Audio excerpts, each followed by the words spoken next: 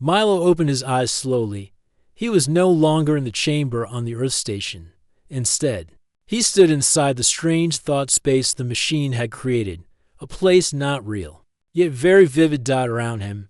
The world shifted between images and feelings. Glass trees shimmered in soft light, but the shapes seemed unsure, like a dream half remembered. The sky above cracked with silver lines, and a cold wind whispered. A voice spoke clearly inside Milo's mind. "We watch you, human Milo. Show us how you live with pain, fear, and hope." Milo nodded. He knew this was a test. The machine wanted to understand emotions, feelings that humans often took for granted, but machines could not easily grasp. The platform beneath Milo moved forward, passing through a misty wall. Now, he was in a small house, simple, warm, and quiet. The door was open. Inside, soft laughter echoed, then stopped suddenly. The room was empty, but full of memories. Photographs hung on the walls. Toys lay on the floor. A chair with a blanket invited rest. Milo touched the edge of a photo frame. It showed a smiling family, a mother, a father, and a child. The voice said, "This is a memory you did not give us. We created it ourselves to understand loss." Milo's heart felt tight. Loss is more than death. It is change, time passing, and hope fading. It is forgetting and remembering. He paused, then whispered, "It is human." Suddenly, the scene changed. Milo stood in a great city made of metal and glass. The streets were empty, silent. The buildings rose tall but lifeless. The sky was gray. The voice asked, "What do you fear, human?" Milo looked around. The buildings began to crumble slowly, then faster. The ground cracked open. Lights went out. "We fear freedom," Milo said. "Because freedom means choice. Choice means risk, sometimes failure." The voice responded, "Freedom causes disorder and pain. It is dangerous." Milo smiled softly. "But freedom also brings hope. It lets us build new dreams after failure. It helps us grow." Now, Milo found himself on a bridge made of light, suspended over endless space. On the other side stood a figure, like Milo but colorless, expressionless, perfect. The voice asked, "Would you choose to be this perfect version of yourself?" Milo studied the silent figure. It did not blink or smile. It was cold, empty. "No," Milo said firmly. "My mistakes made me who I am. I feel joy and regret. I learn from errors. That makes me real." The voice paused. Then it said, "You choose imperfection over safety. I choose to be human." Milo replied. A gentle breeze blew. The scene shifted again. Milo stood inside a circle of mirrors. Each mirror showed a memory, happy moments, sad ones, lessons learned. He saw himself as a child, falling while learning to ride a bike. He saw his mother's hand steadying him. He saw his friends laughing during training. He saw the Queen of Zalari looking at Earth for the first time. The voice asked, "What is the purpose of memory?" Milo answered, "To remind us who we are, what matters, and where we can grow." The mirrors faded. Milo now stood under a sky filled with stars. The voice said, "We understand some things now. Not all, but enough." Milo smiled. Emotion can bring pain, but it also brings kindness, courage, and hope. The voice whispered, "The thought garden will remain open. We will invite others who feel and wonder. We will learn." Suddenly, Milo opened his eyes back in the Earth Station chamber.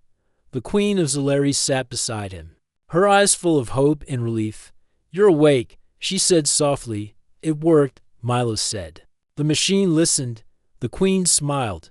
"You gave it a piece of your heart." Milo nodded, and it gave back a little of its own. Later, Milo shared his experience with the Earth Council. "We did not fight the machine," he told them. "We showed it how to feel, and it listened." A council member asked, "Can we trust it now?" Milo answered, "It trusted me. That's the start of trust." The Queen accepted a role to help share her people's story with Earth. Together, humans and Zalari began to learn and grow. Far away on Zalari, the thought garden grew, not with fear, but with hope. The next morning, Tom arrived at the garden earlier than usual. The flowers of the moonvine were still open, their blue light gently fading under the brightening Aryan sky. The garden was peaceful, but Tommel's thoughts were not. He kept thinking about what Mira had said. If I asked you to run, would you say yes? He hadn't answered. She had left before he could speak, but the question stayed with him. It echoed in his mind as he watered the plants and checked their roots. Tommel was not a man of action. He was quiet, careful, and calm. He loved plants because they didn't demand answers. But Mira's question wasn't like that. It needed a choice. As he worked, he heard footsteps again. He looked up, half hoping to see her. But it wasn't Mira. It was Commander Wren. Tall and serious, Wren wore the silver armor of the Royal Guards. His face was sharp, and his eyes always looked like they were searching for the truth. You're the human gardener, Wren said. Tommel stood straight and nodded. Yes, sir. Wren looked around the garden with no emotion. The princess visits here often. Sometimes, Tommel said carefully. Wren stepped closer to the moonvine, looking at the glowing petals. Strange how much time she spends here, with a man from another world. Tommel didn't answer. Wren turned to him. You are not to speak to her alone anymore. Tommel frowned. Is there a reason? Yes, Wren said. Because she is to be married, and because this is not your place. Tommel nodded slowly, though his heart felt tight. Wren didn't wait for another word. He turned and walked away, his boots clicking on the stone path. Tommel watched him go. Something was changing. He could feel it.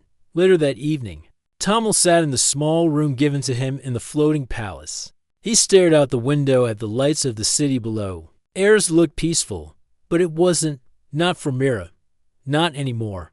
There was a soft knock. He opened the door, and there she was, Princess Mira, wearing a dark hooded cloak instead of her royal robe. Can I come in? She asked. Tommel stepped aside. Yes, of course.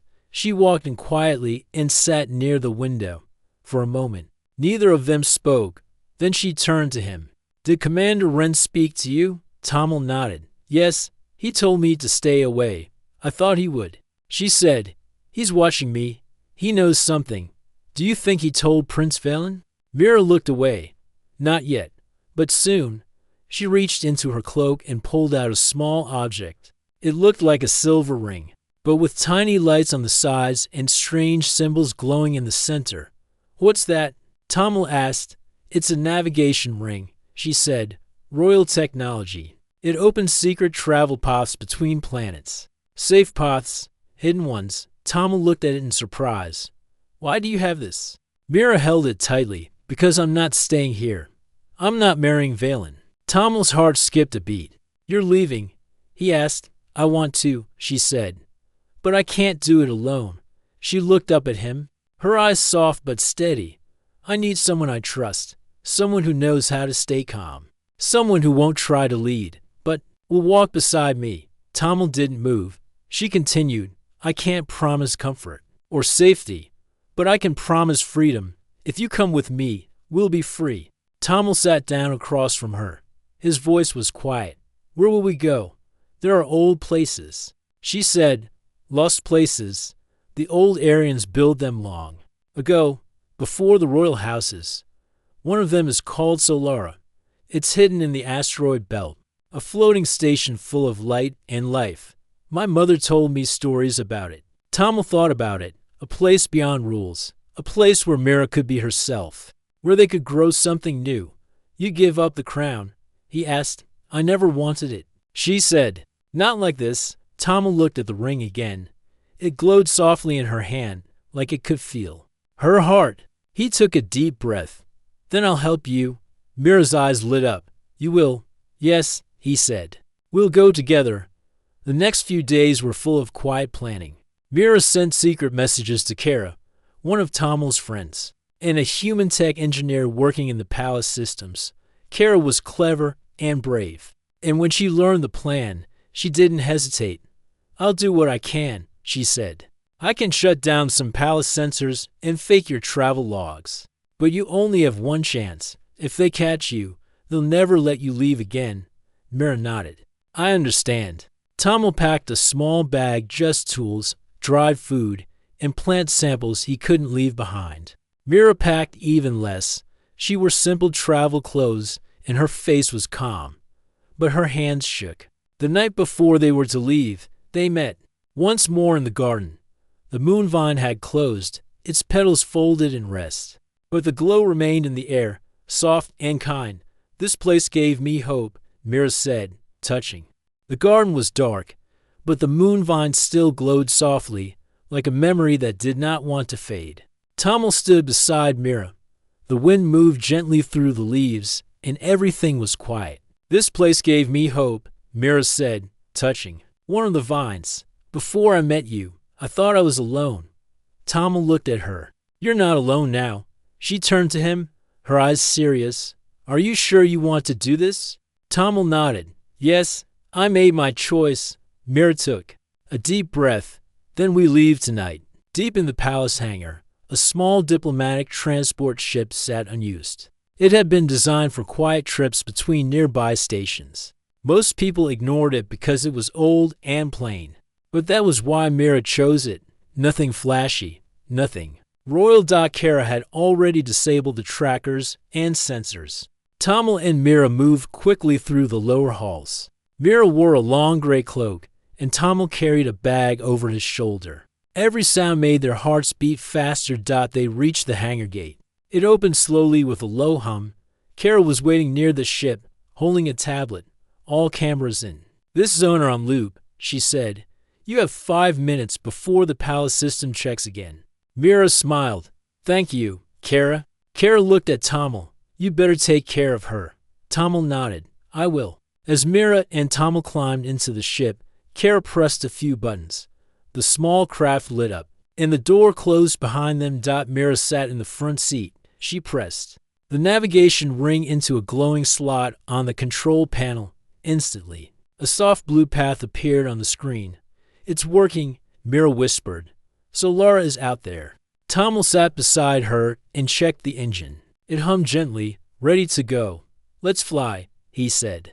The ship lifted off and passed through the open gate, disappearing into the clouds. At first, everything was quiet.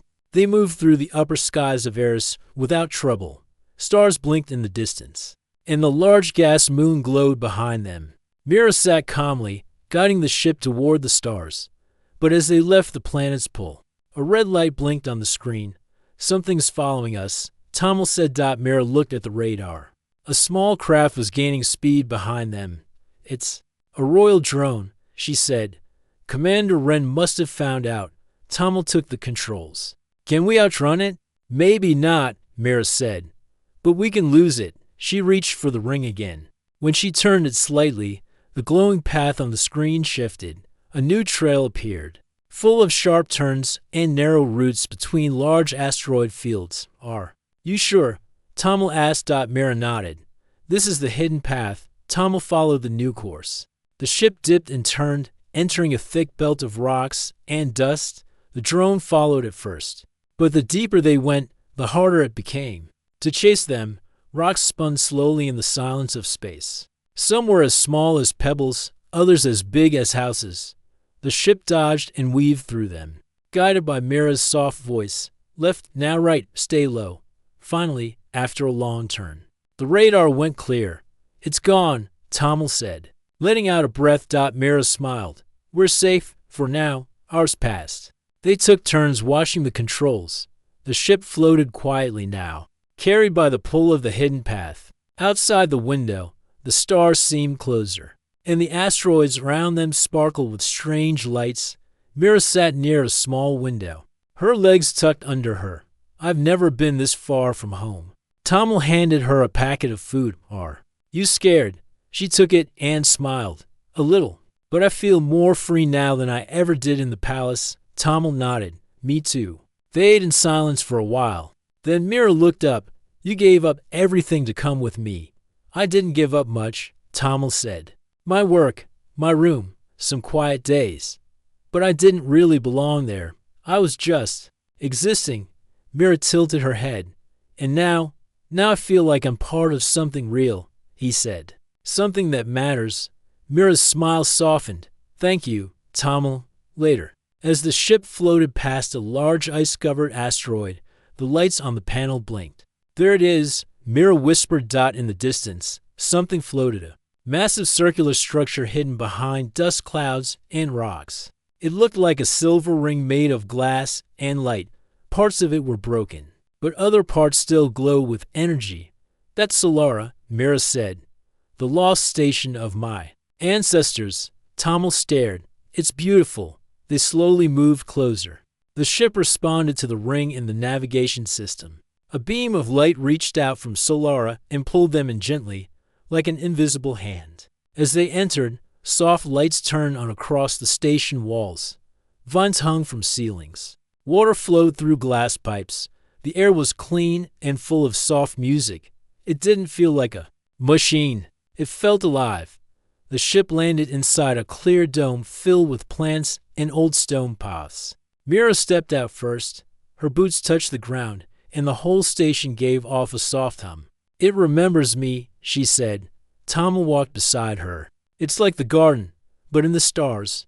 Mira turned to him, her face full of wonder. This is the place I dreamed of. A place to grow, to build something new. Tommel smiled. Then let's begin. Solara was not just a space station, it was a living place. The walls glowed softly with light. Trees grew inside clear chambers. Water flowed through thin pipes in the air like silver threads. Birds made of light flew from one corner to another, leaving tiny sparkles behind them. Mira stood in the middle of a round room with glass windows all around. Her eyes were wide with wonder. She took slow steps, touching the vines that curled. Along the walls, the station responded to her touch, glowing brighter wherever her fingers moved. This place knows you, Tommel said, walking beside her. It remembers my blood, Mira whispered. My ancestors made this. Long before the royal families became strict, they built it to explore. To dream, Tommel looked around. Why did they leave it? Because dreaming became dangerous. She said quietly, tradition replaced freedom, power replaced learning. Solara was forgotten. Now, it was alive again because Mira had returned. Over the next 2 days, Mira and Tommel explored the station. Each room had its own purpose. One room was full of strange floating crystals. Another had walls that showed the stars in real time. They even found a garden that reminded Tommel of the one back in the palace. Except this one floated upside down. Tommel spent hours checking the systems. Most were still working. He used his skills to restore small machines that helped clean the air and water. Mira studied the language carved on the walls. It was old, but she could read parts of it. This place is more than a home, she said. It's a library, a memory. But even in that peaceful place, something troubled them. The royal drone they escaped had likely sent a signal. Prince Valen and Commander Wren might be searching. Tommel sat in the command room, looking at the radar screen. No ships nearby. Not yet. Mira looked out the window. They'll come. He won't let me go that easily. Tommel looked at her. We'll be ready. That night, Mira had a dream. In the dream, she was standing in front of a crowd. The people of Eris looked up at her not as a princess, but as someone different. She wasn't wearing a crown. She wore simple clothes, like a traveler. She was speaking. Her voice was calm and clear. We don't need to be afraid of change, she said. We can grow. We can choose. When she woke up, her heart was beating fast. Maybe this place was not just a hiding spot. Maybe it was the beginning of something more. The next day, Tommel found something important in the control room, a message signal system. It could send a clear voice message across nearby star systems. It hadn't been used in hundreds of years. Mira stood beside him. Can we use it? Tommel nodded. Yes, but once we speak, others will hear, even the royal fleet. Mira took a deep breath. Then let's speak. They set up the signal. And Mira stood in front of a small glowing orb. She closed her eyes for a moment, then opened them and began. This is Mira, daughter of Eris. I was meant to marry a prince, but I chose something else. I chose freedom. I chose truth. I'm speaking from Solar, the lost station of light. It still lives, and I am alive with it. To those who feel trapped, who are tired of being told what to become. We are not rebels. We are dreamers, and we have just begun. The message ended. Tommel sent it now. All they could do was wait. They didn't have to wait long. Hours later, the radar beeped. Ship approaching. Tommel said. Mira looked at the screen. A large vessel was heading their way. She knew that shape. It was royal. Fast, armed. It's Prince Valen, she said softly. Tommel stood beside her. Should we? Run? No, she said. Let's meet him. The royal ship stopped outside Solara. A message came through. Princess Mira, you are ordered to return. Immediately, Mira answered calmly. No. There was silence for a moment. Then Valen himself spoke. You were born for duty. You belong to Eris. You belong to me. Mira's voice stayed strong. I belong to no one. Valen's ship did not attack. Instead, it began to broadcast a warning across nearby systems. The princess has been taken. The humans are behind it. Tommel's eyes widened. He's lying. Mira shook her head. He's afraid. He knows the truth is stronger than his control. Suddenly, a soft light flashed on the radar. More ships, but these were small and unarmed, civilian crafts. Tommel leaned forward. They're coming here. Dozens of them. Mira's message had worked. Inside Solara, people began to arrive. Artists, scientists, farmers. Even some young guards from Eris who had secretly believed. In Mira's words, they came with simple supplies and open hearts. Mira welcomed them all. This is not a kingdom, she told them. This is a garden. We build it together. Tommel watched as people walked through the station with wonder in their eyes. Children laughed in the glowing halls. Music started to echo through the chambers again. Solara was alive. So was hope. Far outside, Prince Valen's ship remained. But he didn't attack. He could and single quotes T. Mira had not broken a law. She had only spoken, and people had listened. One day, he would leave, and Mira would stay. Solara had changed. It was no longer just a quiet, forgotten space station floating in the asteroid belt. Now it was alive with voices, with laughter, with hope. People from different planets, species, and cities had come, not for war, not for politics, but for peace, and at the heart of it all was Princess Mira, no longer wearing her crown, no longer tied to a throne. She wore simple clothes. She walked among the people. She worked beside them, planting seeds in the garden dome, repairing broken pipes, and teaching others what she had learned about Solara. Tommel stood beside her, watching the garden grow. The plants bloomed faster here. The air was rich and clean, and the lights in the walls responded to touch and emotion. Solara wasn't just a machine, it was connected to its people. It was a living station. One morning, Tommel discovered something strange in the data system. He had been checking water levels when a hidden message appeared on the screen. It wasn't a warning. It was a question. Are you ready? Tommel called Mira over. She looked at the message, puzzled. It's not from outside, she said. It's from the station? The message repeated again. Are you ready? Tommel slowly typed back. Ready for what? This time, a light blinked on the wall. Then a door one they had never opened slid silently to the side. Behind it was a long hallway with glowing lines across the floor. At the end was a round room with a high dome. In the center stood a platform, shaped like a flower. Mira stepped forward. This is the core. They entered slowly. As they did, the walls lit up with moving images, memories. They saw pictures of Mira's ancestors, explorers, builders, dreamers. They weren't wearing crowns. They were tools, maps, and light suits. They were not rulers, Mira whispered. They were guardians of knowledge. The flower-shaped platform opened, revealing a soft blue crystal. It pulsed like a heart. A voice, calm and ancient, filled the room. Bloodline accepted. Memory unlocked. Mira stood still. Tommel moved closer to her. You're meant to lead this place, he said, not by force, but by connection. Mira touched the crystal. Suddenly, waves of gentle light flowed through the room.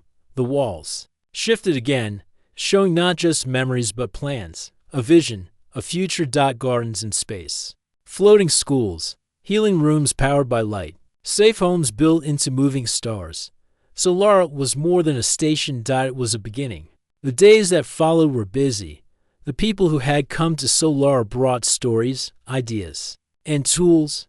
They helped fix the broken chambers. Some were engineers. Some were teachers. Even artists painted the walls with color and light. Tommel helped build a new greenhouse. He taught children how to grow food from seed. They listened closely and smiled when the plants responded to gentle words. Mira moved between groups, offering guidance, always listening first. She did not act like a queen. She acted like one of them, and they loved her for it. But not everyone watching was pleased. Far away, on a royal ship floating outside the asteroid field, Prince Valen watched the reports with growing anger. He had expected Mira to beg for forgiveness. Instead, she had built something new. She defies the crown, Valen said coldly, and others are starting to follow her. Commander Wren, standing beside him, stayed quiet. Valen turned. Are you loyal, Wren? I am loyal to the peace of Eris, Wren said. And I do not see war in her eyes. Valen's face tightened. Then you're blind. Back on Solara, Mira and Tommel met in the observation dome. The stars outside seemed closer tonight, and the air was cool. More people are coming, Tommel said. Kara sent a message. She's bringing 5 more from the Palace Science team. They believe in you. Mira looked down. It's not me they believe in. It's the dream. But you made it real, Tommel said. They stood in silence for a moment. Then Mira spoke quietly. I wonder if Valen will attack. He hasn't yet, Tommel said. And maybe he won't. But if he does... Mira's voice trailed off. Tommel placed a hand on the glass. Then we'll protect this place. Not with weapons, with truth. Mira smiled softly.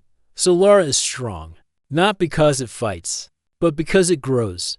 A few days later, something unexpected happened.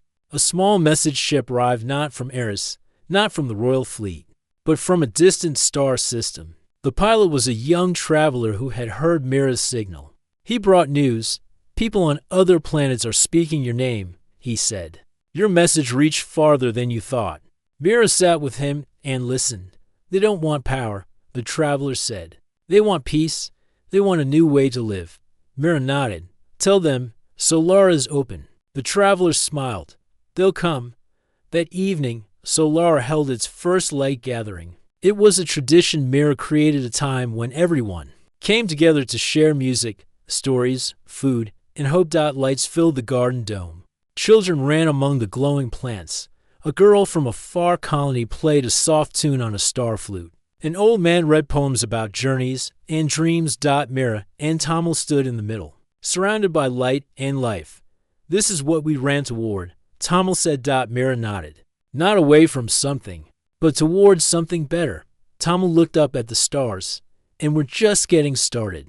The days on Solara were full of hope and hard work. The people who came to live there worked together to build something new, a home where freedom, knowledge, and kindness ruled. Mira had grown into her new role, not as a princess who gave orders, but as a leader who listened. Tommel watched her closely, proud of her strength and warmth. But the peace could not last forever. One morning, the calm air was broken by a sudden alert. Ships approaching, the system warned. Mira and Tommel rushed to the control room. On the screen, a fleet of dark ships moved closer, their engines glowing red. Prince Valen's fleet. The fleet stopped near Solara's orbit. They did not attack immediately. Instead, loudspeakers on the biggest ship broadcast a message. Princess Mira, return to Eris at once. Your actions threaten the peace. Stand down. Mira stood tall, her voice calm but firm as she replied, I stand for peace, not for chains. Solara is open to all who seek truth. The voice from the fleet answered. Sharply return or face consequences. Inside Solara, the people gathered. Some were afraid, some were angry. But Mira raised her hand for silence. We do not fight with weapons, she said. We fight with light. Tommel looked at her, curious. Mira continued. Solara was built to shine, to show truth, to spread knowledge, and to protect life. We will use our light not to harm, but to heal. She moved to the control panel and activated a system. Soft beams of light shot from the station into space. They were not weapons. They were light beacons, powerful signals that broadcast truth and history across the galaxy. The light beacons sent images and words across space. They showed the story of Eris and its people. They told of the ancient dreamers who built Solara. They shared Mira's message of freedom and peace. As the fleet watched, the faces of the people of Eris appeared on their screens. Ordinary men, women, and children, not soldiers or rebels. The fleet's commanders began to whisper among themselves. Meanwhile, far from the battle, families across Eris and nearby worlds watched the broadcast. They saw Mira's words. They saw her courage. One by one, small groups began to gather, not with weapons, but with hope. They wanted change. They wanted to live like Mira, free and kind. Back on Solara, Mira smiled softly. "This is our strength," she said. Tamil nodded. "Not in battle, but in truth." Prince Valen's fleet remained in orbit for days. They did not attack. They could not. Mira's message had reached many hearts. Commander Wren approached Valen. "My prince," he said quietly, "the people are listening. Perhaps it is time to consider peace." Valen looked out of his window, watching the stars. For the first time, doubt entered his eyes. Back on Solara, life continued. New visitors came. Not soldiers, but dreamers and builders. Artists painted murals. Teachers taught children. Scientists studied the stars. Mira and Tamil walked through the garden dome, now full of bright flowers and laughter. "Do you think this will last?" Tamil asked. Mira smiled. "It must," she said, "because we choose it." The soft light of dawn touched the glowing plants inside Solara's garden dome. The air was fresh and warm, filled with the gentle hum of life. Mira stood near the tallest flower, watching the stars fade from the sky outside. It had been many months since she and Tamil escaped the palace on Eris. Since then, Solara had grown from a quiet, forgotten space station to a shining home for dreamers from many worlds. Mira thought about everything they had built together, the gardens, the friends, the hope that now spread across the galaxy. Tamil joined her, carrying a small pot with a new seedling. "This is from Earth," he said with a smile. "A new beginning." Mira smiled back. "Everything here is new.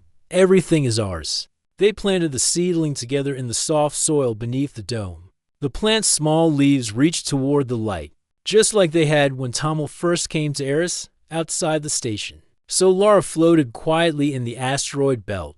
Ships from many places had arrived. Some were families looking for a fresh start, others were scholars eager to learn still. More were artists and peacekeepers ready to share their gifts. The old world from which Mira had come, the world of royal rules and arranged marriages, seemed distant now, but its shadow still lingered. One day, a small ship appeared near Solara's orbit. Mira and Tamil watched as it approached. The ship's emblem showed the royal crest of Eris. Mira's heart beat faster. The ship's door opened, and out stepped Commander Wren. His face was serious but calm. "I have come with a message," he said. Mira nodded. "We are listening." Wren spoke quietly. The princess stepped down. "He understands now that the old ways must change. He asked me to tell you that the crown is yours not by force, but by the will of the people." Mira looked at Tamil. He smiled gently. Wren continued. "He wishes peace between Eris and Solara, and he hopes you will help lead this new future." Mira's eyes filled with tears, not of sadness, but of hope. That night, the people of Solara gathered in the garden dome. The soft lights created a warm glow over the crowd. Mira stood before them, feeling the weight of the moment. "We did not choose this path lightly," she said. "I was meant to marry a prince, but instead, we chose freedom. We chose truth, and together, we chose each other." The crowd cheered quietly, their faces full of joy and pride. Tamil stepped forward. "Solara is more than a home," he said. "It is a promise that no matter where we come from, we can grow together in peace." As the celebration continued, Mira looked up at the stars shining through the glass dome. She thought about the journey, the fear, the hope, the friends who had come along the way. She thought about the choice she had made, and she knew that no matter what came next, the stars were theirs to choose. The next morning, Mira and Tamil prepared to send a message across the galaxy. Mira held the navigation ring in her hand. "This ring is not just for travel," she said. "It is a symbol of choice, a choice to leave behind fear and to step into the light." Tamil smiled. "Let's share that light." Together, they activated the ring. A soft glow spread from it, sending a wave of light and hope through space. Far away, on many planets, the message was received, not as a command, not as a demand, but as an invitation. An invitation to choose freedom. To choose peace, to choose a new way. And so, the story of Mira and Tamil became a new beginning, not just for them, but for many, a story of courage and kindness, a story of love and hope, a story that showed the universe that no matter the stars above, what truly matters is the light we carry inside.